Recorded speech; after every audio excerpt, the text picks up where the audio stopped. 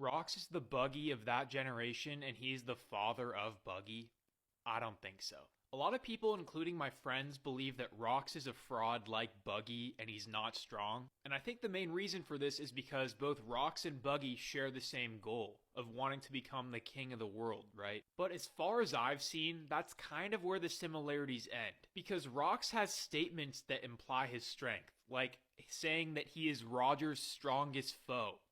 Which, like, okay, sure, you could make the argument that Buggy was kind of that for Luffy at one point. But then there's the fact that Rox has all these powerhouses working under him, and people have related that to Crossguild, but it's really not the same thing at all. For one, we know Crossguild was not formed by Buggy, and it's not even named after him.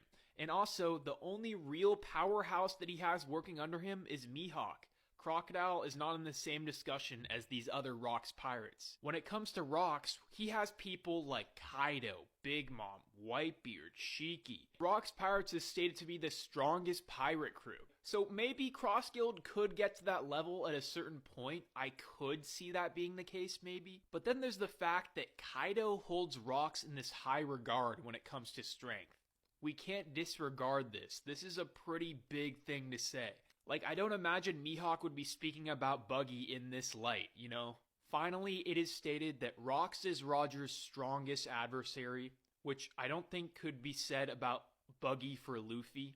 I know that everyone who believes this theory is probably already aware of all of that information, but there's this one thing that never gets brought up that I would like to talk about, and it hasn't been animated yet, so if you don't want to be spoiled on this, then do not watch further. So Rox has to tell Roger to stay out of his way at God Valley, okay? And I feel like this kind of establishes their dynamic right here. To tell the future Pirate King to get out of my way, I feel like that's kind of, you know, tells the tale. And I want to make it clear, this video is not hating on Buggy. I actually really enjoy his character, and one of the reasons I like it so much is because it's so unique and there's not other characters like him.